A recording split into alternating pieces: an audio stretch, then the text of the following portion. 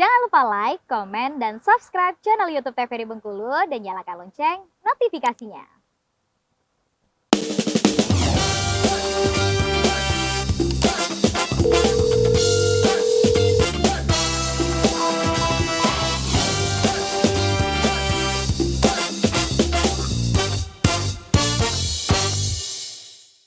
Baik pemirsa, kembali di Dokter Kita TVRI Bengkulu bersama Kita Sehat tentunya untuk hari ini. Dan tema kita masih cegah dan atasi hipertensi. Bersama dengan narasumber kita ada Dr. Bella Citra tentunya. Dan juga ada Dr.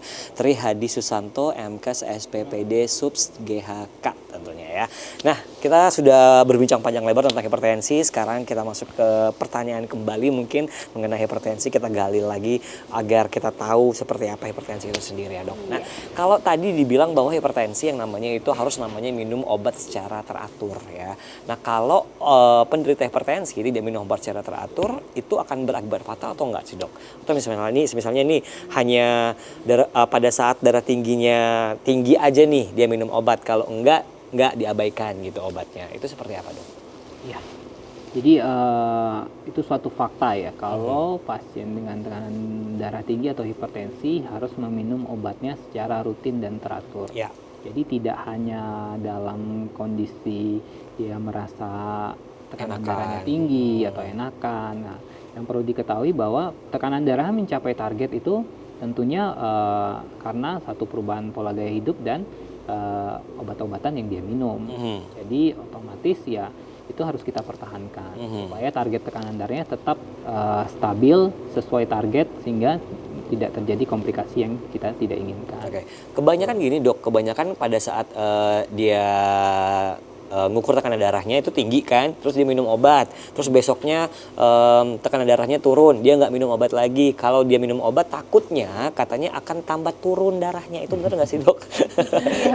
Iya, takutnya orang awam seperti itu, banyak bilang, wah saya udah minum obat hipertensi nih, udah cek, udah normal darah saya, kalau saya minum obat hipertensi berarti turun lagi dong darah saya, bisa jadi hipotensi katanya ntar gitu mah dok. Nah, makanya itu penting sekali untuk edukasi pada pasien-pasien saat memulai terapi untuk minum obat hipertensi gitu ya. Jadi tekanan darah itu kan kita harus kontrolnya setiap hari. Sedangkan obat yang kita minum itu punya waktu kerja. Jadi kita maunya kan setiap hari tekanan darah kita terkontrol. Iya.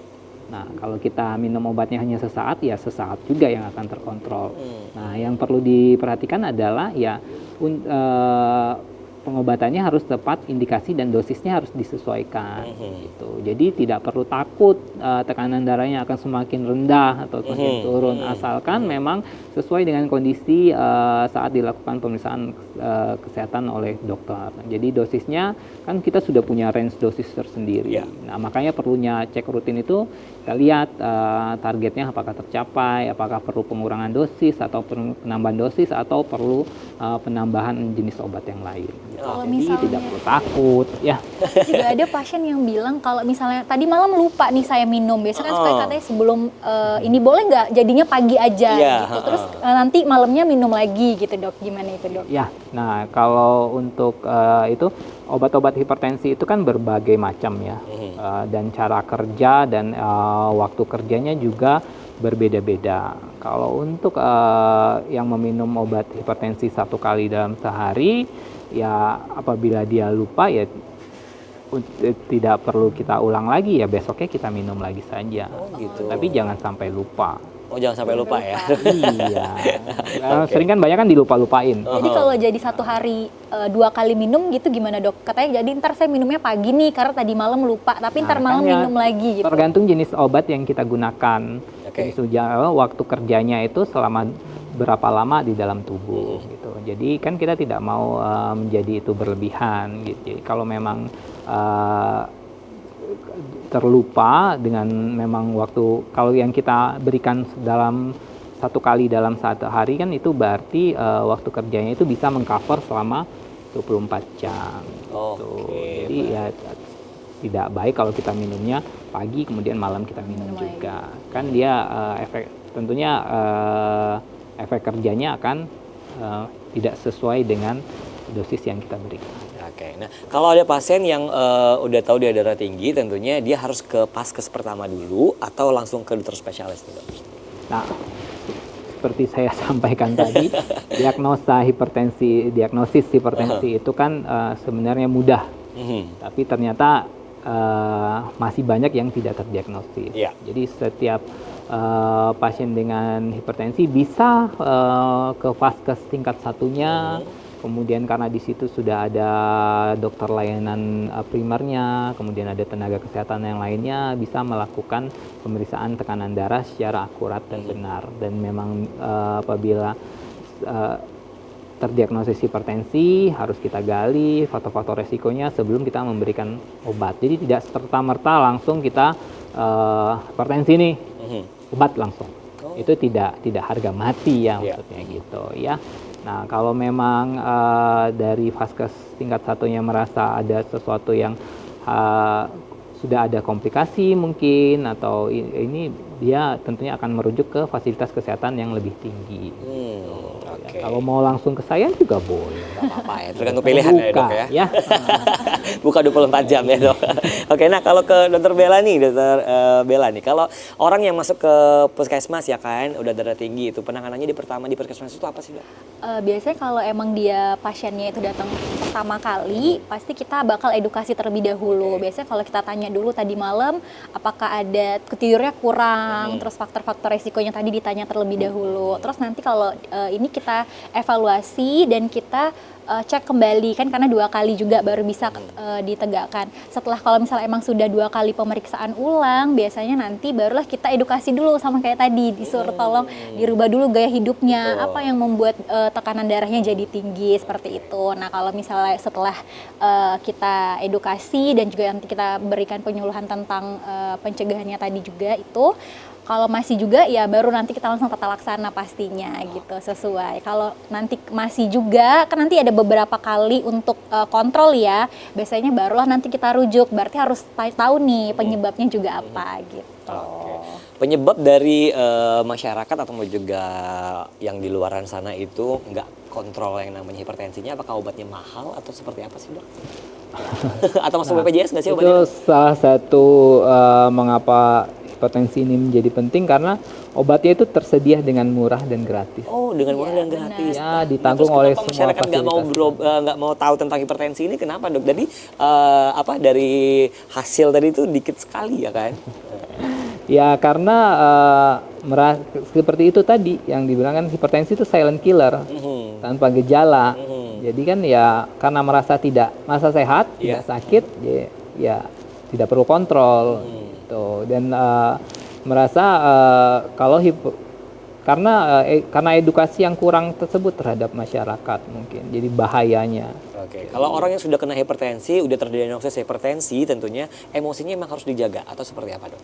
Ya, salah satunya tadi kan kendali stres dan emosi. Ya. Itu pemicu terberat. Bukan pemicu terberat, jadi dia mempunyai kontribusi. Seberapa besar kontribusinya? Kenapa? Seberapa besar kontribusi dari emosi sendiri meningkatkan tekanan darah mungkin? Takutnya kalau ada orang yang terkena hipertensi, kita pancing emosinya langsung naik, langsung lewat gitu, Dok. Pecah pembuluh darahnya ya. Iya, pecah pembuluh darahnya gitu, Dok.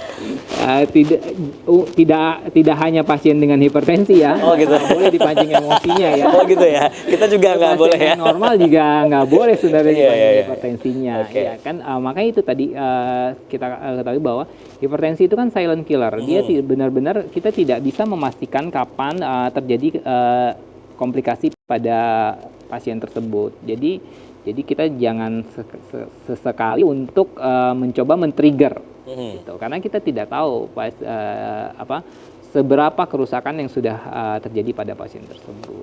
Gitu. Jadi pokoknya harus jangan dipancing semua emosinya.